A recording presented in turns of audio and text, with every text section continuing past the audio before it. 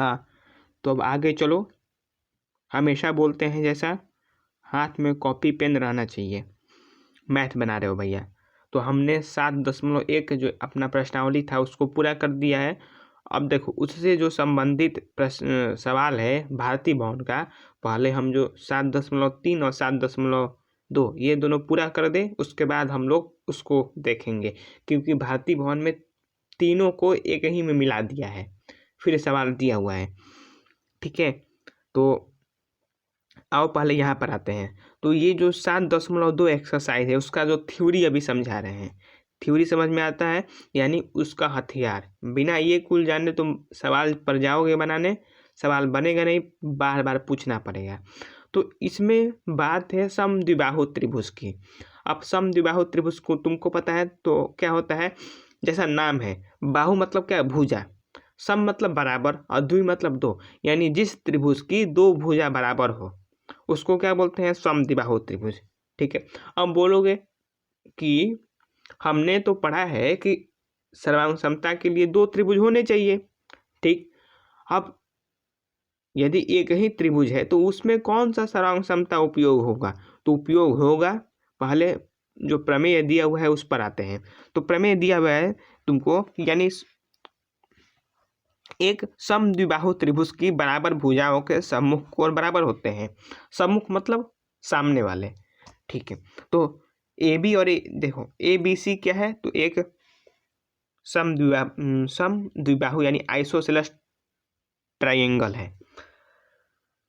अब तुमको क्या दिया हुआ है, इसमें दिया हुआ है तुमको ए बी बराबर ए सी, ये बात तुमको दे दी गई है। तुमको क्या दर्शाना है, देखो ये तो दिया हुआ है, क्या सिद्ध करना है,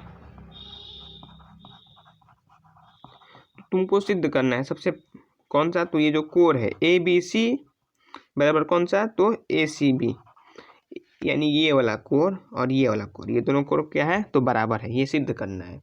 कैसे सिद्ध हो सकता है, तो उसके लिए हम लोग सर्वांग समता का प्रयोग करेंगे। तो फिर से वही सवाल कि सर्वांग समता के लिए दो ठो त्रिभुज होना चाहिए, तो इसका मतलब हमको किसी न किसी प्रकार इसमें दो ठो त्रिभुज का निर्माण करना होगा। तो हम लोग को कुछ रचना करना होगा, रचना यानी कंस्ट्रक्शन, कुछ हाथ पैर यानी कंपास लेके, प्रकार लेके कुछ ड्राइंग करना होगा। और ड्राइंग क्या है, ड्राइंग नहीं है, सिंपल। तो देखो हम लोग क्या लिखेंगे कि मान लो कोई एडी एक रेखाखंड है, या एडी जो है, एडी की रचना की जाती है,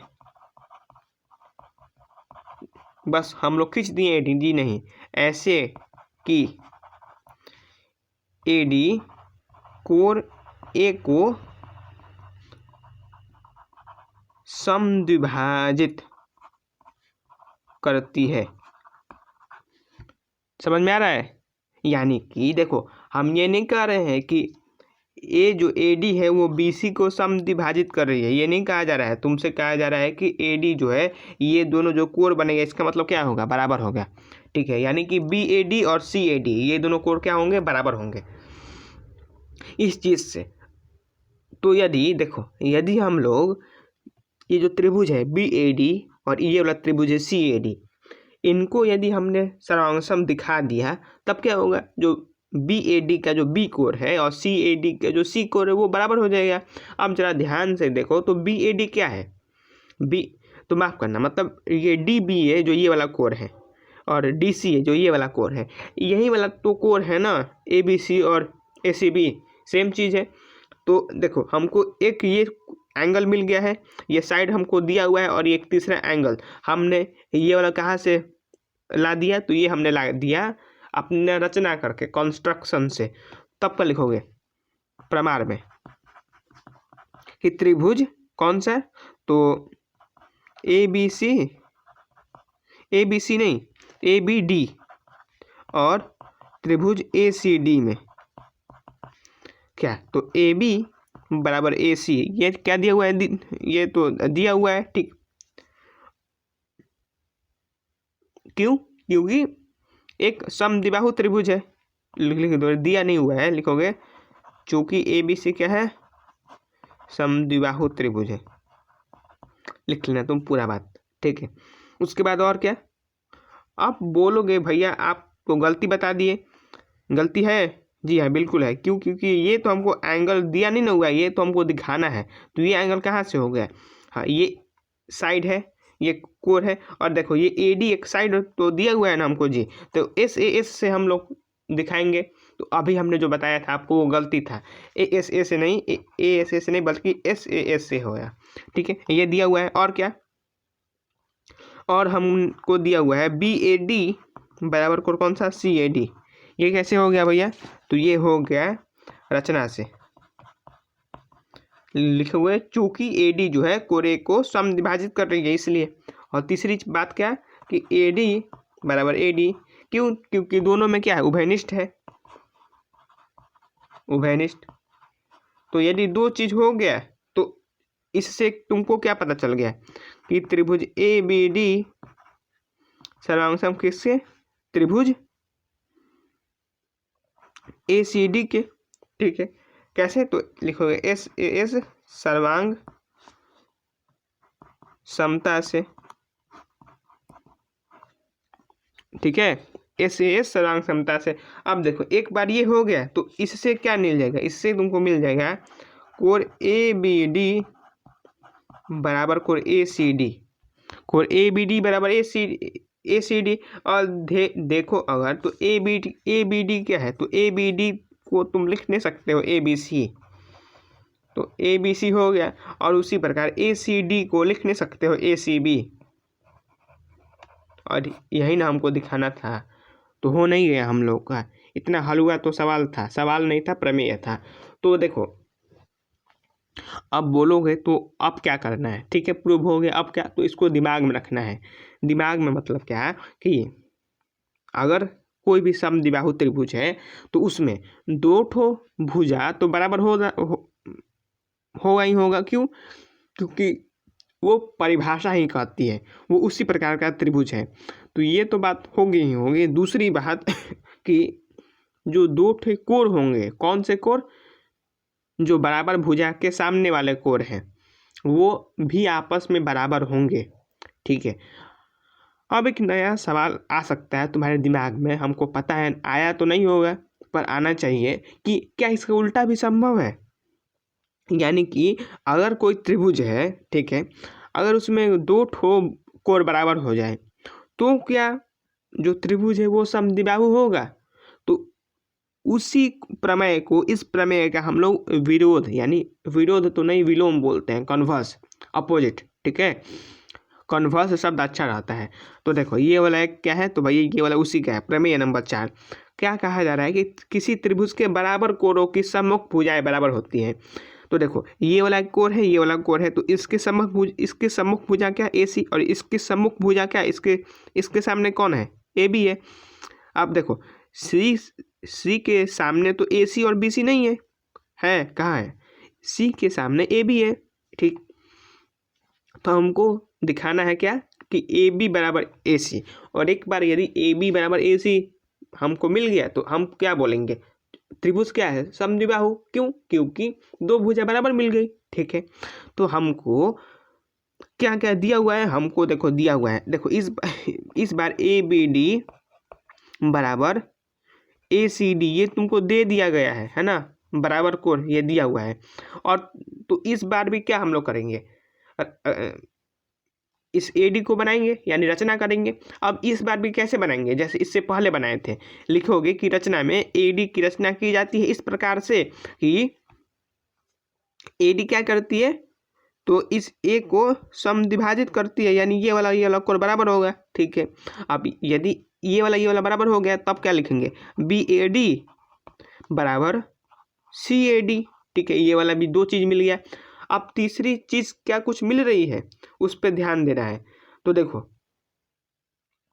ए डी और ए डी इन दोनों में क्या होगा? उभयनिष्ठ। तो देखो ये एक एंगल मिल गया, यानी ये एक कोण मिल गया, ये एक कोण मिल गया, और ये एक भुजा मिल गई। तो ए एस नहीं हो गया, तो ए एस से क्या हो जाएगा? सर्वांग सम। तो उसी को बस लिख देना है। तो क्या? तो इसमें क्या लिखे हुए कि त्रिभुज ए बी डी और त्रिभुज ACD में क्या, ABD और ACD में जो हमने वहाँ पर लिखा है ABD बराबर ACD, क्या कैसे लिखोगे, तो दिया हुआ है ना जी, ऊपर दिया हुआ है कि नहीं दिया हुआ है, दिया हुआ है बिल्कुल, ठीक है। ये तो पहला बात हो गया।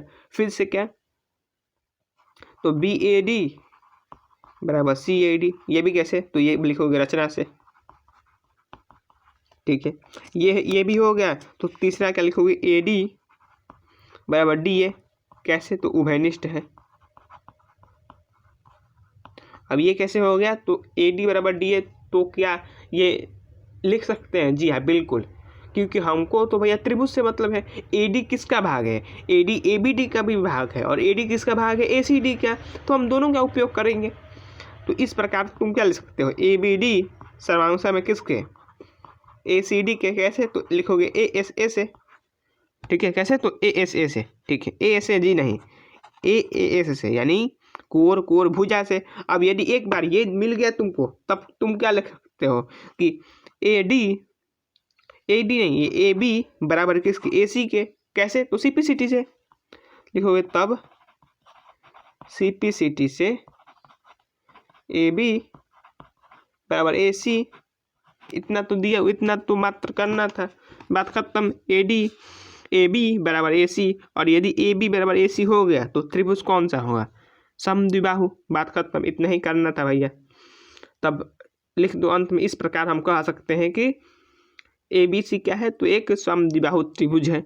अब ये तुमको दोनों चीज याद रखना है एकदम दिमाग में, कि यदि कोई समद्विबाहु त्रिभुज है तो उसमें दो कोण बराबर होंगे, और कौन से कोण, जो कि सम्मुख हो उन भुजाओं के। और उसी प्रकार यदि दो ठो कोण किसी भी त्रिभुज का, चाहे दुनिया में कोई भी त्रिभुज हो, भले वो हो सकता है कि राइट एंगल्ड हो, जैसे मैं मान लो कि देखो ये इस प्रकार का भी हो सकता है सवाल, कि ये तो 90 डिग्री है और ये वाला बराबर है, तो ये वाला बराबर कितना होगा, 45 डिग्री होगा, तुमको ये पता है, होना ही चाहिए 45 45 90, और 90 90 180, तब ना भैया पूरा होगा, ठीक।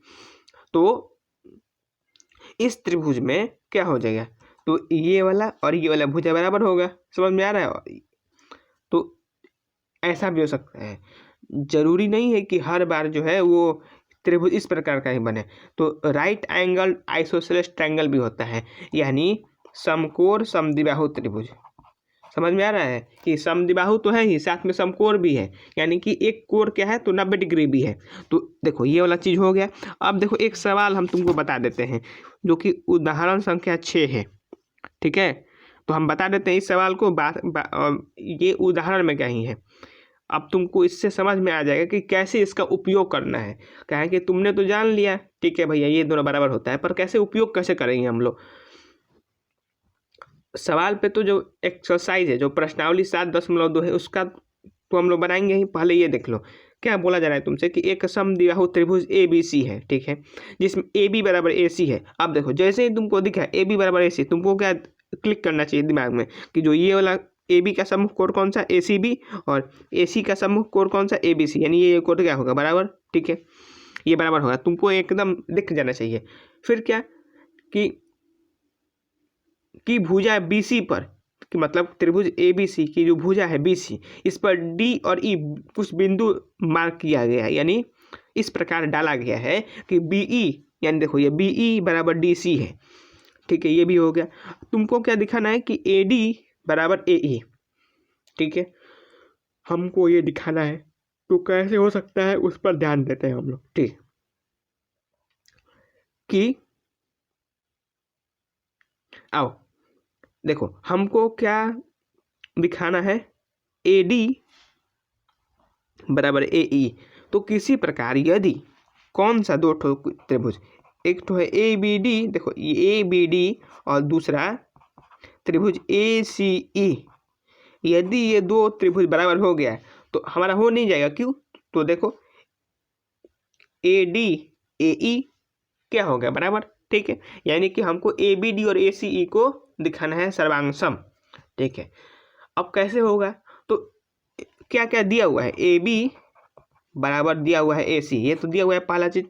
दूसरा चीज क्या दिया हुआ है कि ABC बराबर ACB के। ये कैसे, ये तो हमने बता दिया कि लिखोगे चूंकि AB बराबर AC, इसलिए क्या होगा, इसलिए जो सम्मुख कोण है जो अभी अभी हमने ऊपर पढ़ा, देखो इस्तेमाल हुआ ना जी, तो इन दोनों को बराबर दिखाने में इस्तेमाल हुआ ना, तो लिख दो, इसलिए आ गया।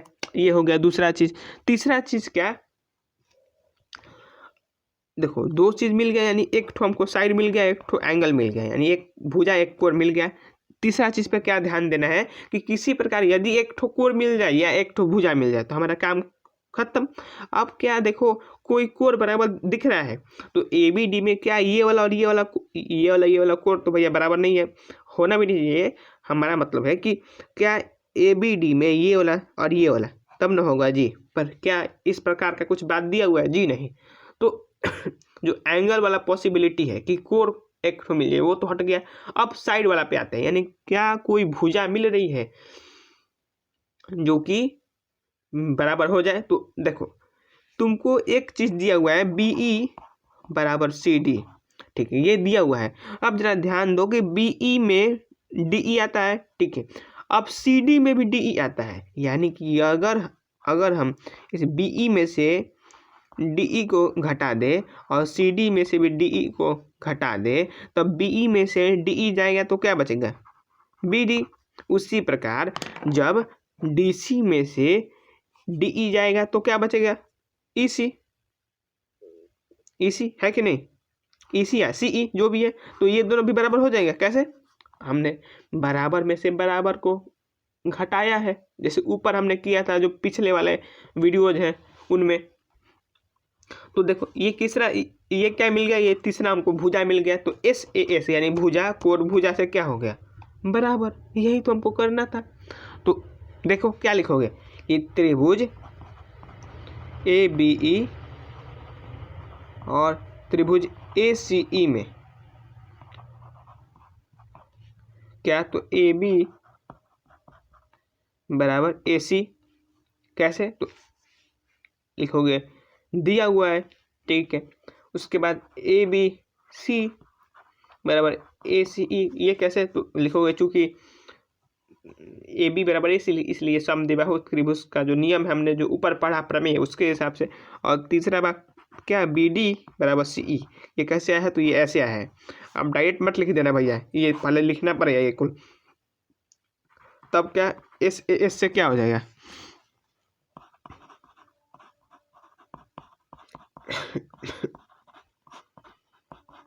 त्रिभुज ABC नहीं ABD। अब लिखोगे कि भैया पर एक बात ध्यान दो कि ABC और ACB को बराबर है, ठीक है, वो अच्छा बात है, लेकिन हमारा त्रिभुज क्या है, हमारा त्रिभुज क्या ABC है जी नहीं। तो हमको यहाँ पर लिखना होगा ABC बराबर लिखना होगा ABD और AC बराबर लिखना होगा, तो ACE बराबर ACE है, ठीक है, ACE बराबर AC है, तो यहाँ पर ABD कर देना तुम, क्योंकि हमको तुम ABC तो है ही बराबर ACE के। अब भैया ABC बोलो चाहे ABD बोलो, लेकिन चूंकि हम जब लिख रहे हैं आंसर उत्तर लिख रहे हैं तो हम कोशिश करेंगे कि पूरा पूरा सही लिखा है। तब क्या हो जाएगा